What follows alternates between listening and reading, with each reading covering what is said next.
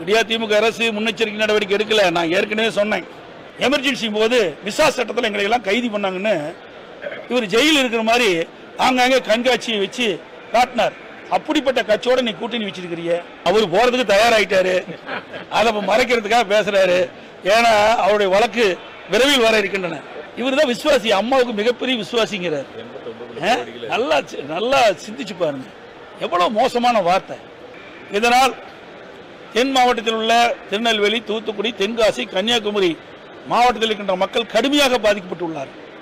அதுவும் குறிப்பாக சொல்ல வேண்டும் என்று சொன்னால் தாமிரபரணி ஆறு இந்த ஆற்றங்கரை ஓரமாக திருநெல்வேலி மாநகர மக்கள் வசிக்கின்றார்கள். கரையோர மக்கள் நிறைய பேர் வசிக்கின்றார்கள்.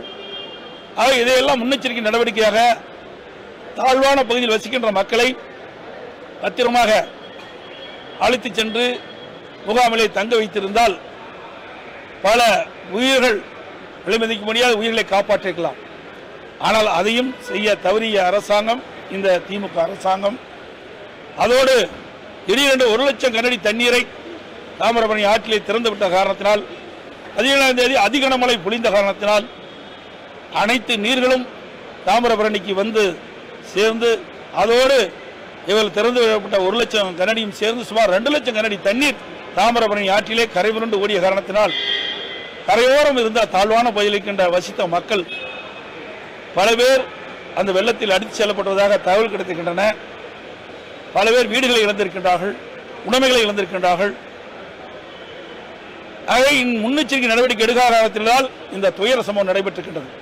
அதேபோல் தூத்துக்குடி மாவட்டத்திலும் தாமிரபரணி ஆற்றிலும் வந்த வெள்ளம் பல்வேறு கிராமங்களை சூழ்ந்து கிராமத்துக்கு போகின்ற சாலைகள், பாலங்கள்லாம் துண்டிக்கப்பட்டிருக்கின்றன. வீடுகள்லாம் வெள்ளம் சூழ்ந்து கடுமையாக பாதிக்கப்பட்டுள்ளார்கள். கால்நடைகள் பல வெள்ளத்தில் அடித்துச் செல்லப்பட்டிருக்கின்றன. ஏழல் மற்றும் காயல்பட்டினத்தில் அதிக மழை பொழிந்த காரணத்தினால் அங்கே கடும் சேதம் ஏற்பட்டுள்ளதாக தகவல் கிடைத்திருக்கிறது. அதேபோல் உப்பளங்கள் எல்லாம் அங்கே இருந்த உப்புகள் எல்லாம் கரைந்து விட்டன. இன்றைக்கு அதோடு பல்வேறு தொழிற்சாலைகள் வைக்கப்பட்ட அந்த பொருள் எல்லாம் மழை வெள்ளத்தால் சேதமடைந்திருப்பதாக பத்திரிகைகள் செய்தியில் வந்துள்ளன. ஆகவே இந்த விடியா திமுக அரசு உரிய நேரத்தில் முன்னெச்சரிக்கை நடவடிக்கை எடுக்கப்பட்டிருந்தால் இந்த அசம்பாவங்கள் எல்லாம் தவிர்த்திருக்கலாம். அதை இந்த அரசு செய்ய தவறிவிட்டது. இதனால் மக்கள் படுகின்ற துன்பம் ஏராளம். அதோடு நான் 19/12/2023 அன்று கனமழையால் பாதிக்கப்பட்ட மக்களை சந்தித்து ஆறுதல் கூறுவதற்காக நான் தூத்துக்குடி சென்றேன். அதுவரை யாரும் அந்த தூத்துக்குடி பகுதிக்கு செல்லவே இல்லை, போய் பார்க்கவே இல்லை. ஆனால் அமைச்சர்கள் சென்றதாக பத்திரிகை ஊடகத்தில் வந்திருக்கிறது செய்தி. ஆனால் பாதிக்கப்பட்ட இடங்களுக்கு எந்த ஒரு அமைச்சரும் எந்த ஒரு அதிகாரியும் போய் பார்க்கவே இல்லை. நான் கூட ஒரு ஓடையில் அதிகமான தண்ணீர் சென்று கொண்டிருந்தது. அந்த பகுதியில் போய் பார்வையிட்டேன். அந்த பகுதி மக்கள் எல்லாம் தெரிவித்தார்கள், இங்கே யாரும் வந்து பார்க்கவில்லை. 17, 18, 19ஆம் தேதி வரை எங்களுக்கு உணவு கூட கிடைக்கவில்லை. இப்படிப்பட்ட நிலைமைதான் தற்போது நிலவிக் கொண்டிருக்கின்றது என்று அவர்கள் சொன்ன கருத்து ஊடகத்திலும் பத்திரிகையும் எல்லாம் வெளிவந்தன. ஆனால் அரசுடைய செய்தி பக்கில் ஓடை.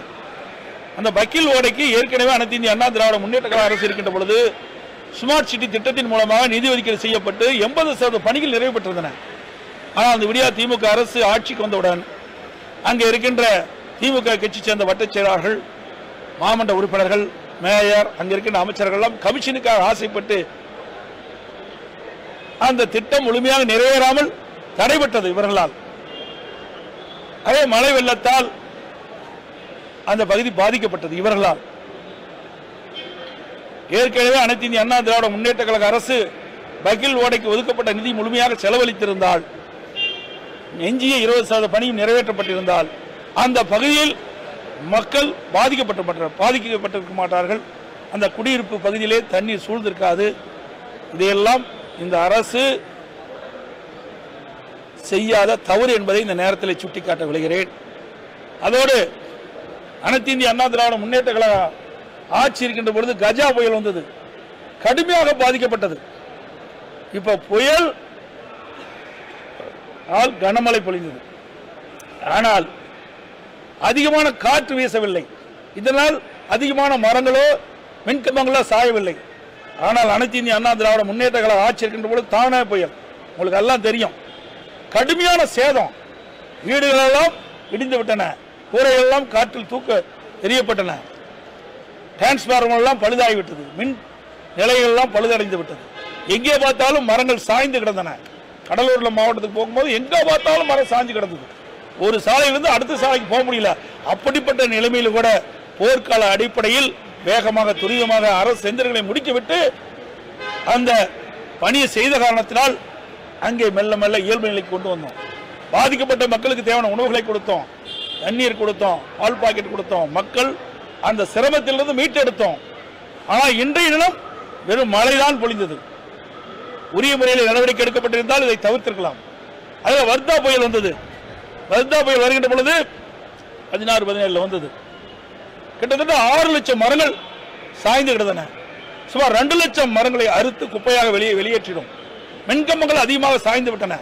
ஒரு இடத்திலிருந்து மற்றொரு இடத்துக்கு செல்ல முடியாத சூழ்நிலை இருக்கின்ற பொழுது கூட ஒரு பக்கம் கனமழையால் அங்கங்கே தண்ணீர் தேங்கி இருக்கின்றது, மறுபக்கம் புயலால் மரங்கள் சாய்ந்து மின்கம்பங்கள் சாய்ந்து வாகனங்கள் செல்ல முடியாத சூழ்நிலை.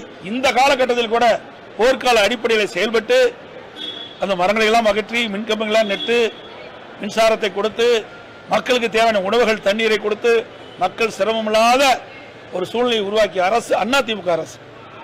அந்த காலகட்டத்தில் கூட இப்போ இருக்கின்ற திமுக கூட்டணியில் அங்கம் வைக்கின்ற கட்சிகள் ஒன்று கூட குரல் கொடுக்கல. இப்ப குரல் கொடுக்கிறாங்க, இந்த பேரிடர் அறிவிக்கணும்னு சொல்றாங்க. அப்பெல்லாம் இந்த கட்சி எங்க போச்சு? தானே புயல் வந்தது, கஜா புயல் வந்தது, வர்தா புயல் வந்தது. அப்பெல்லாம் கடுமையான சேதம், புயல் காற்றால் பெரும் சேதம், மழையால் பெரும் சேதம். அப்பெல்லாம் திமுக கூட்டணியில் அங்கம் வைக்கின்ற கட்சிகள் எல்லாம் எந்த ஒரு வார்த்தையும் பேசவில்லை, எந்த ஒரு கருத்தையும் சொல்லவில்லை, திமுகவும் சொல்லவில்லை. ஆக மக்கள் பாதிப்பு உள்ளாகின்ற பொழுது இந்த கட்சிகள் குரல் கொடுக்கவே இல்லை. தமிழ்நாட்டு மக்கள் பாதிக்கப்படுகிறார்கள். எல்லா கட்சிகளுமே மக்களுக்கு சேவை செய்வதற்கு தான் கட்சி. மக்கள் படுகின்ற துன்பத்தில் இருந்து அவர்களை விடுவிக்க வேண்டும் என்றுதான் ஒவ்வொரு கட்சியும் விரும்பும். ஆனா திமுக அங்கம் வைக்கின்ற கூட்டணி கட்சிகளும் தானா புயலையும் குரல் கொடுக்கல, கஜா புயலையும் குரல் கொடுக்கல, அதே போல இப்ப வர்தா புயலையும் குரல் கொடுக்கல. ஆனா இப்ப மட்டும் குரல் கொடுத்துட்டு இருக்கிறாங்க. ஏன்? தேர்தல் வருது, தேர்தலை மையமாக வைத்து குரல் கொடுக்கிறார்கள். மக்களை மையமாக வைத்து கொடுக்கல, மக்கள் படுகின்ற துன்பங்கள் விடுவிக்க வேண்டும் என்பதற்காக குரல் கொடுக்கல. ஆனா அனைத்து இந்திய அண்ணா திராவிட முன்னேற்ற கழகத்தை பொறுத்த வரைக்கும் அன்றைக்கும் சரி இன்றைக்கும் சரி மக்கள் படுகின்ற துன்பம் அந்த அவர்களுக்கு தேவையான நிவாரண உதவி வழங்கி அந்த அவர்களை மீட்டெடுக்க வேண்டும் என்பதுதான் எங்களுடைய நிலை.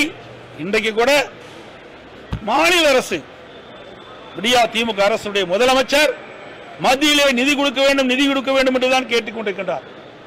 ஓட்டு போட்ட மக்கள் தமிழ்நாட்டு மக்கள், உங்களை தேர்ந்தெடுத்த மக்கள் தமிழ்நாட்டு மக்கள், பாதிக்கப்படக்கூடியவர்கள் தமிழ்நாட்டு மக்கள்.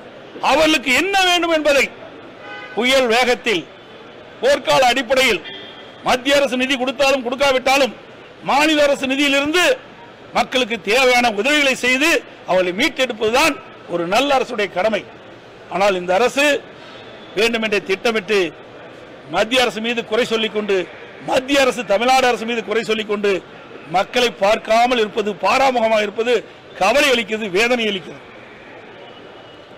அதோடு மத்திய அரசாங்கமும் மாநிலத்தில் ஏற்படுகின்ற பேரிடர் காலத்தில் புயல் வந்தாலும் செல்லம் வந்தாலும் சொல்லி மக்கள் பாதிக்கப்பட்டால் உடனடியாக அதற்கு தேவையான நிதியை மத்திய அரசு வழங்க வேண்டும். மத்திய அரசுக்கும் அந்த பொறுப்பு இருக்கிறது, மாநில அரசுக்கும் பொறுப்பு இருக்கின்றது. அந்த பொறுப்பை உணர்ந்து செயல்பட வேண்டும் என்று மக்கள் எண்ணுகிறார்கள். அதை எதிர்க்கட்சி என்ற முறையிலே அதை நாங்கள் ஊடகத்தின் வாயிலாக தெரிவிக்கிறோம்.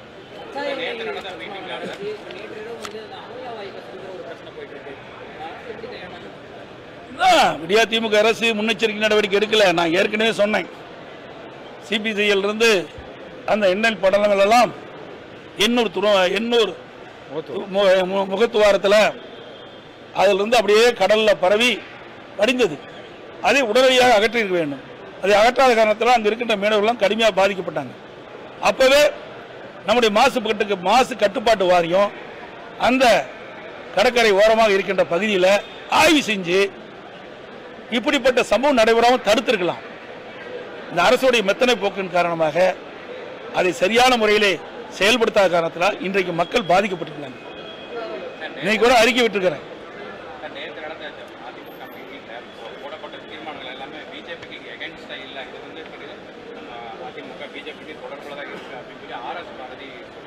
ஏங்க RS பாரதிக்காக கட்சி நடத்துறான்னா திமுக சொல்லுங்க பார்க்கலாம். அவர் என்ன வேணா நினைப்பாரு, அவர் கட்சிக்கு அவர் நினைச்சுக்கலாம். எங்க கட்சிக்கு அவர் ஒன்னும் பொதுச் செயலாளர் கிடையாது, அவர் எங்க கட்சியில் இடம்பெறல. எங்க கட்சியுடைய நிலைப்பாட்டை நாங்க பொதுக்குழுவில் தெரிவிக்கிறோம், செயற்கை பொதுக்குழு தெரிவிச்சிருக்கிறோம். இவர் என்ன கண்டுபிடிச்சிட்டாரு, ஒரு மிகப்பெரிய விஞ்ஞானி. நாங்க எதுக்கு வேணும்னு சொல்லுங்க. இப்ப நிதி கொடுக்கல, நிதி கொடுக்க வேணும் நாங்க சொல்றோம், நிதி கொடுக்காது தவறுன்னு சொல்றோம். இதை விட என்ன சொல்லணும்? இப்ப இருக்கிற என்ன பிரச்சனை அதுதான் நாங்க சுட்டி காட்டுவோம். இன்னைக்கு தமிழ்நாட்டு மக்களுக்கு ஏதாவது பிரச்சனை சுட்டி காட்டுவோம். இவர்கள் எப்பொழுது பார்த்தாலும் அதிமுகவை குறை சொல்லுவதுதான் தொடர்ந்து சொல்லிக் கொண்டிருக்கிறாங்க. ஏன்னா இப்போ அனைத்து இந்திய அண்ணா திராவிட முன்னேற்ற கழகம் பிஜேபி கட்சியுடன் கூட்டணி இல்லை என்று தெரிவித்து விட்டோம். அதுல இருந்து புலம்ப ஆரம்பிச்சுட்டாங்க. நீங்க ஏன் புலம்புற? இது எங்க கட்சியினுடைய உட்கட்சி பிரச்சனை. நீங்க திமுக எல்லாம் கூட்டணி வச்சிருக்கீங்க ஏதாவது பேசணுமா? ஏன் காங்கிரஸோட கூட்டணி வச்சிருக்கீங்களா? காங்கிரஸோட எப்படி கூட்டணி வச்சீங்க? எமர்ஜென்சி போது விசா சட்டத்தில் எங்களை எல்லாம் கைது பண்ணாங்கன்னு இவர் ஜெயிலில் இருக்கிற மாதிரி ஆங்காங்க கண்காட்சியை வச்சு காட்டினார். அப்படிப்பட்ட கட்சியோட நீ கூட்டணி வச்சிருக்கிறீங்க. 1999 பாரதிய ஜனதா கூட்டணி வச்சீங்க. கூட்டணி வச்சது மட்டும் இல்ல, பாரதிய ஜனதா ஆட்சி என்ற பொழுது அந்த அமைச்சரவையில் அமைச்சரா இருந்தாங்களே இல்லையா, அப்பெல்லாம் தெரியல கண்ணு. போனா நீங்க எங்களை கேள்வி கேட்கறீங்க, இதா வீட்டு கேள்வி கேளுங்க. அதோட ஒரு வருஷம் இலாக்கா இல்லாத மந்திரியா முரசொலி மாறன் வச்சாங்க. அப்பெல்லாம் பிஜேபி தெரியாது. கூட்டணி என்பது அந்தந்த அரசியல் சூழ்நிலைக்கு தக்கவாறு கட்சிகள் கூட்டணி அமைக்கும். அதுபோல நான் கூட்டணி அமைச்சு அப்ப கூட்டணியிலிருந்து வெளியில் வந்துட்டோம். இதுக்கு ஏன் விமர்சனம் பண்ணுவானே? தாக்கு பிடிக்க முடியல அவர்களால. ஏன்னா சிறுபான்மை மக்களுடைய ஓட்டுகளை ஏமாற்றி வாங்கி கொண்டிருந்தாங்க. அதுக்கு இப்ப முற்றுப்புள்ளி வச்சுட்டோம். அது அவர்களால் தாங்க முடியாத காரணத்தினால் இப்படி பிதற்றி பேசிக் கொண்டிருக்கிறார். என்னங்க அதான் திறமையற்ற அரசாங்கம் நான் சொல்லியிருக்கேன். ஒரு பொம்மை முதலமைச்சர் ஆண்டா இப்படித்தான் இருக்கும். பொம்மை முதலமைச்சர் ஆனா செயலற்ற அரசாங்கம் இருக்கிற காரணத்தினால இப்படிப்பட்ட சம்பவம் நடக்குது. இதுக்கு உரிய முறை நடவடிக்கை எடுக்காது அரசனுடைய செயலிழந்த தன்மை பார்க்கிறோம்.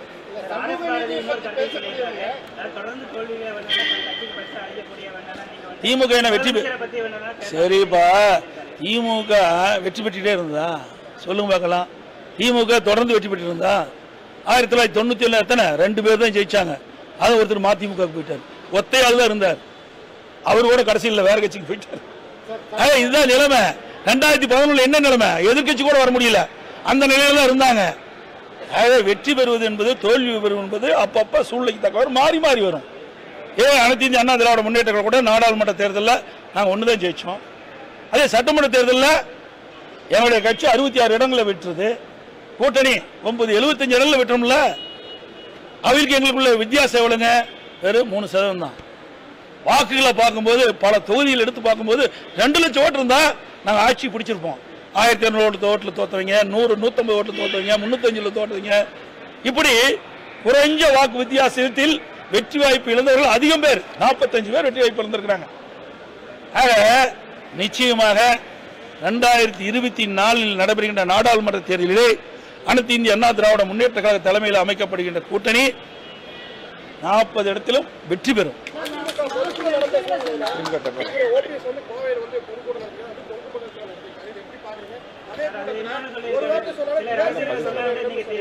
அவர் போறதுக்கு தயாராயிட்டாரு, அதை மறைக்கிறதுக்காக பேசுறாரு. ஏன்னா அவருடைய வழக்கு விரைவில் வர இருக்கின்றது. அந்த வழக்குல நிச்சயமா அவருக்கு தண்டனை கிடைப்பது உறுதி. ஏன்னா அவர் குடும்பத்து மேலேயே நிறைய சொத்து வாங்கி வச்சிருக்காரு. நான் முதலமைச்சர் இருந்தது எனக்கு எல்லாமே தெரியும். ஏன்னா அவர் முந்திக் கொள்கிறார், அவ்வளவுதான். வேற என் மீது ஏதாவது பழியை சுமத்தி அவர் தப்பிக்க பார்க்கிறார், அது தப்பிக்கவே முடியாது. என் மீது ஏற்கனவே RS பாரதி வழக்கு தொடர்ந்தார்ல, என்னாச்சு? நீதிமன்றத்தில் உச்சநீதிமன்றம் சொல்லி இதை வழக்கு விசாரிக்க சொல்றாங்க. உயர்நீதிமன்றத்தில் வந்து நான் வழக்கு வாபஸ் வாங்கன்னு சொன்னார். வழக்கு நடத்துன்னு நான் சொன்னேன், வழக்க நான் நடத்துவேன்னு சொன்னேன். அப்ப நீதியரசர் சொன்னார், வழக்கு போட்டவரே வழக்கு வாபஸ் பண்ண சொன்னேன், ஏன் நீங்க மாட்டேங்கிறேன்? இல்ல நான் நடத்துறேன், நான் நிரபராதி நிரூபிக்கிறேன், நிரூபிச்சு காட்டினேன். உச்ச நீதிமன்றம் வரை போய் நிரூபிச்சு காட்டினேன். இவர்கள் ஒருத்தரா சொல்லுங்க பார்க்கலாம். கிடையாது. நான் ஏற்கனவே சொன்னது போல ஒரு அமைச்சருக்கு நீதிமன்றத்தின் மூலமாக தண்டனை அறிவிக்கப்பட்டு விட்டது. இன்னும் பல அமைச்சர்கள், திராவிட முன்னேற்ற கழகத்தில் முன் வரிசையில் இருக்கின்ற அமைச்சர்கள், சட்டமன்றத்தில் முன் வரிசையில் இருக்கின்ற அமைச்சர்கள் பல பேருக்கு காத்து கொண்டிருக்கின்றது. அதோட ஓபிஎஸ் சொல்றாரு, அம்மாவுக்கு 2 கோடி கடன் கொடுத்தாரு. என்னையா அநியாயம், வெக்கக்கேடான விஷயம் இல்ல. இவர் தான் விசுவாசி, அம்மாவுக்கு மிகப்பெரிய விசுவாசிங்கிறார். நல்லா சிந்திச்சு பாருங்க, எவ்வளவு மோசமான வார்த்தை. உன்னை எங்கிருந்து எங்க கொண்டாந்து அமர வச்சாங்க. நாங்களாம் ஆரம்பத்திலிருந்து இருக்கிறோம், இவரெல்லாம் இடையில வந்தவர். ஓபிஎஸ் எல்லாம் இடையில வந்தவருங்க. 89 எம்எல்ஏ, 91 எம்எல்ஏ, 98 எம்பி, 2001 இவர் எம்எல்ஏவே ஆகிறாரு. புரியுதுங்களா? அது வரைக்கும் என் பதவி கிடையாது, சேர்மனா மட்டும்தான் இருந்தார். ஆக அதிகமா ஓட்டிட்டது நான் தான். அதோட சொல்ற ஒரே நிமிஷம், அதே சொல்லுங்க, 2 கோடி ரூபாய் அம்மாவுக்கு கடன் கொடுத்துன்னு சொல்றாரு. எவ்வளவு ஒரு மோசமான வார்த்தை, நல்லா சிந்திச்சு பாருங்க. அது மட்டும் இல்ல, கோடி நாயக்கனூர்ல அம்மா 89ல போட்டி எடுக்கின்ற பொழுது அம்மாவை எதிர்த்து வெந்நீராடை நிர்மலா அவர்கள் போட்டிட்டாங்க. அம்மாவை எதிர்த்து போட்டிட்டாங்க. அவருக்கு சீஃப் ஏஜென்டா இருந்தவர் தான் இந்த ஓபிஎஸ். இவர் அம்மாவுக்கு விசுவாசமா. சிந்திச்சு பாருங்க. நாங்களும் அப்படி இல்லை. 1985லேயே சேலம் மாவட்டத்தில் அப்பொழுது மாவட்ட செயலர் இருந்த கண்ணன் அவர்கள் மாவட்ட செயலர் இருந்தார். அப்பொழுது அம்மாவுக்காக பேரவை ஆரம்பிச்சார். அப்பெல்லாம் நாங்கள் பேரவை ஆரம்பித்தோம். அன்றையிலிருந்து இன்றைக்கு வரைக்கும் அம்மாவுக்கு விசுவாசமாக இருக்கிறோம். அதனால தான் எனக்கு 89ல் எனக்கு சீட்டு கொடுத்து என்னை வெற்றி பெற செஞ்சாங்க. சேவல் சின்னத்தில் நான் வெற்றி பெற்றேன்.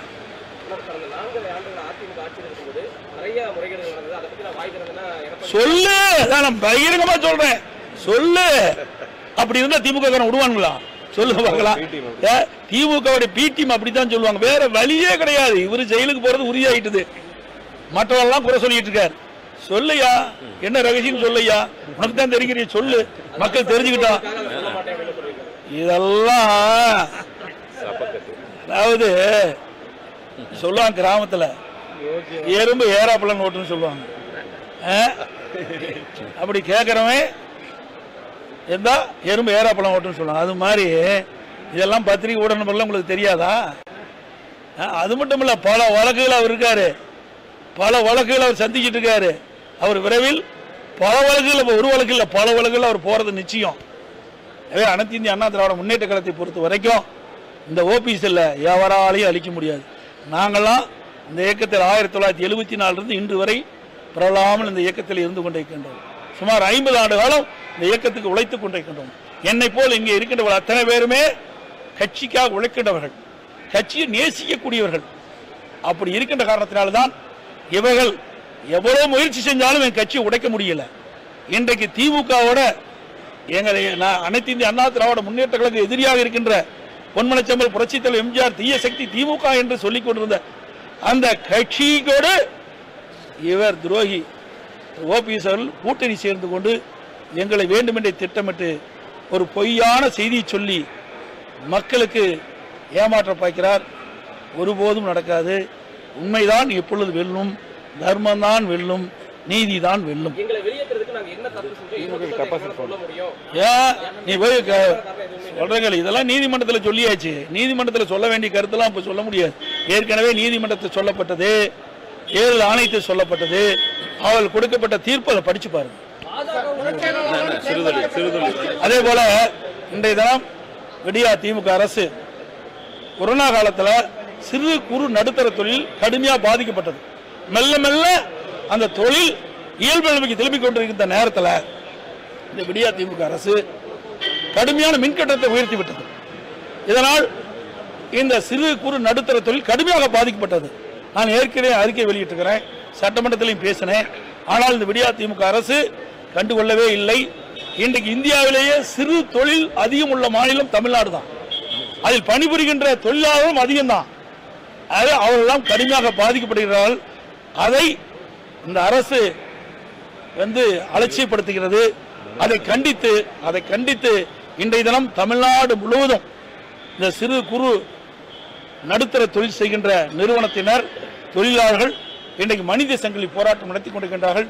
இனியாவது விடியா திமுக அரசு தூக்கத்திலிருந்து விழிந்து இந்த சாதாரண சிறு குறு நடுத்தர சொல்கின்ற அந்த மக்களுடைய கோரிக்கை ஏற்று மின் கட்டணத்தை குறைக்க வேண்டும் என்று ஊடகத்தின் வாயிலாக பத்திரிகைகளாக கேட்டுக்கொள்கின்றேன். அனைத்து ஊடக நண்பர்களுக்கும் பத்திரிகைகளுக்கும் நன்றி, வணக்கம். இந்த வீடியோ உங்களுக்கு பிடிச்சிருந்தா ப்ளீஸ் லைக் அண்ட் ஷேர் பண்ணுங்க. மறக்காம எங்க சேனலை சப்ஸ்கிரைபும் பண்ணுங்க.